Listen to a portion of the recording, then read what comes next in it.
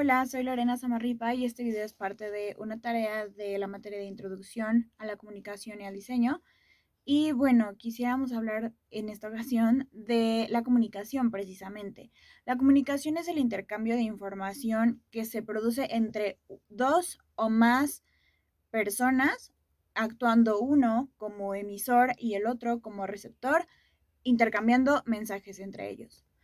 Tenemos dos tipos de comunicaciones. Está la comunicación verbal, que se refiere a todo lo que puede ser escrito o dicho, las cosas que se pueden expresar con las palabras.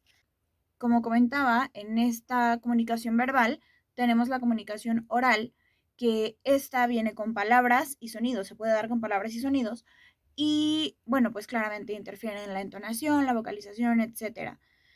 Unos ejemplos de esta podría ser platicar con amigos, alguna llamada, algún grito de sorpresa, alguna expresión que se dé por medio de sonidos. Por otra parte tenemos la comunicación escrita. Se utilizan códigos como puede ser el alfabeto. Es más perdurable, ya que pues al estar escrito está más tiempo, ya puede ser una carta, un correo electrónico, etcétera. La respuesta precisamente no es inmediata porque el receptor y el emisor están en lugares diferentes. Hay diferentes canales, como ya lo comenté, correos, cartas, mensajes instantáneos, como son los de WhatsApp, los de Messenger, Telegram, etc. En cuanto a la comunicación no verbal, tenemos lo que es la transición de mensajes a partir de signos lingüísticos. Desde los primeros tiempos de la humanidad, las personas se comunicaban de modo no verbal porque no existía el lenguaje. Entonces, esto venía con gestos, sonidos, expresiones faciales, etc. Puede ser un poco difícil interpretar la comunicación no verbal, ya que precisamente no es muy objetiva. También la comunicación no verbal nos puede ayudar a reforzar el lenguaje verbal porque, pues como lo estoy haciendo yo en este momento, estoy hablando, pero estoy haciendo movimientos, estoy haciendo expresiones y esto nos ayuda a darle un poco de congruencia a lo que estamos diciendo. Como también puede ser el caso contrario. Puedes estar diciendo algo con tu boca, pero que no sea lo que de verdad estés pensando. Un ejemplo de esto sería, estoy muy emocionada por lo que está pasando. Mi boca está diciendo que estoy muy emocionada, pero el movimiento de mi cabeza está delatando que no lo estoy.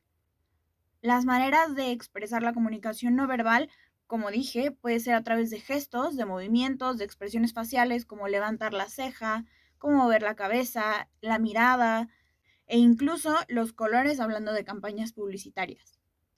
Dentro de la comunicación no verbal existen tres conceptos básicos. La kinestésica se refiere a todo tipo de movimientos corporales, por ejemplo, cuando saludamos de mano, el levantar las cejas cuando algo te da sorpresa, etc. Dentro de esta kinestésica tenemos dos puntos fundamentales. El primero son las maneras, que es la forma de movernos para comunicarnos.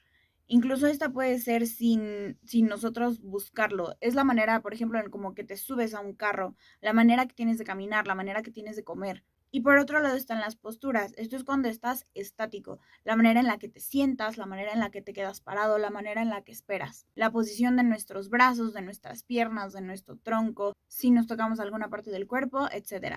También existe la proxémica. Esta se refiere a la distancia que hay entre el emisor y el receptor. En esta proxémica tenemos tres tipos. El primero es el conceptual. Esta se refiere a todo lo que se refiere a cómo percibes el espacio. Por ejemplo, cerca, lejos, allá, aquí, etc. Tenemos la proxémica social, que se refiere al espacio que dejamos entre nosotros y otra persona. Esto lo podemos ver muy claramente en una sala de espera. Si hay 3 asientos y hay una persona en un asiento de la esquina, ¿en qué lugar te posicionas? Por ejemplo, puede ser que tú te pongas del otro lado, queda un espacio y del otro lado esté la persona. Esto sería la proxémica, cuánto espacio dejas entre una y otra. Y la siguiente sería interaccionar la distancia en las actividades comunicativas con interpretación. Hay 4 tipos de distancias básicas. La íntima, que se refiere a cuando dos personas están muy cerca. Por lo regular, en esta hay mucha confianza y hay sentimientos de por medio. Un ejemplo de esto son las parejas. La otra es la personal. Esta normalmente la usamos con amigos, en fiestas, en oficinas, en reuniones, etc. La que sigue es la social. Esta es meramente cordial, o sea, con una persona con la que a lo mejor no tienes tanta confianza, pero pues tienes que relacionarte y no hay como tanta cercanía. Puede ser con personas que acabas de conocer o compañeros de trabajo, a lo mejor a los que no les hablas tanto. Y por último tenemos la pública. Esta se refiere a cuando estás dando, por ejemplo, una conferencia y le hablas a mucha gente. Para esta se debe tener un buen manejo de la voz para que las ideas queden muy claras en toda la gente que te está escuchando.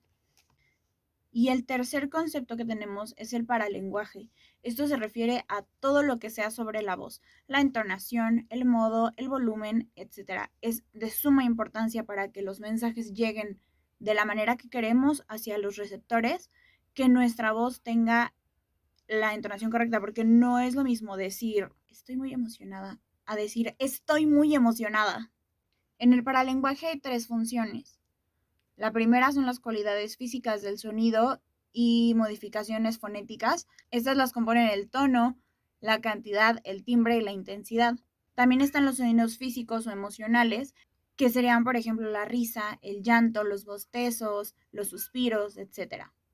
Algunos de estos pueden calificar los enunciados y regular las conversaciones. Una risa puede detonar nerviosismo, alegría o simplemente puede ser la manera en la que le cedes la palabra al receptor. También tenemos los elementos cuasiléxicos que pueden ser como oh, etc. Y también las onomatopeyas, que serían los sonidos como uf, paz, ps, etc. Todos estos sirven para expresar cosas sin necesidad de palabras. Es muy interesante mencionar otros tres tipos de comunicación. La primera es la comunicación interpersonal. Esta se refiere a cuando uno está hablando con dos o más personas. Esta es cara a cara y es indispensable, por ejemplo, en las organizaciones. Es súper importante tener una buena comunicación interpersonal en las empresas, ya que de esto puede depender la funcionalidad de la empresa. Si los empleados están motivados, todo en la empresa va a fluir muchísimo mejor. Existen 4 variables en la comunicación interpersonal en las empresas. La primera son las instrucciones de trabajo. La segunda son las evaluaciones del desempeño. La tercera, las noticias. Y la cuarta, la información personal. Otro tipo de comunicación que tenemos es la comunicación intrapersonal. Esto quiere decir que es mi cerebro conmigo mismo. Yo siendo el emisor y el receptor. Esta es como esa vocecita que tenemos en la cabeza que nos ayuda a reflexionar. Este tipo de comunicación es sumamente importante porque dependiendo de lo que tú pienses sobre ti es lo que puedes llegar a ser. Esta puede ser negativa o puede ser positiva. Una comunicación intrapersonal negativa puede provocar que uno sienta que tiene varias limitaciones y eso nos puede afectar en nuestra vida. En cambio, una comunicación intrapersonal positiva nos va a ayudar siempre a lograr nuestros objetivos. Este tipo de comunicación funciona así. Tienes un pensamiento, este se asocia a un sentimiento y al final termina en una acción. Un ejemplo puede ser, si yo tengo el objetivo de levantarme temprano todos los días, si dentro de mí yo estoy pensando que no lo voy a poder lograr, claramente no voy a poder hacer nada y me voy a quedar dormida. Pero si yo, en cambio, dentro de mí pienso que soy lo suficientemente capaz, que tengo todas las herramientas para hacerlo, lo voy a lograr. Tenemos también el tercer tipo de comunicación, que es la intercultural. Esto se refiere a cuando personas de diferentes países, con diferentes ideas y diferentes idiomas, buscan la manera de comunicarse para resolver problemas. Y por último vamos a hablar sobre el mensaje denotativo y el connotativo. En el denotativo tenemos que las cosas se refieren exactamente a lo que dicen las palabras. El mensaje es literal. En cuanto al connotativo, es más sobre lo que cada uno piensa que significan esas cosas. En este punto puede entrar, por ejemplo, el lenguaje popular.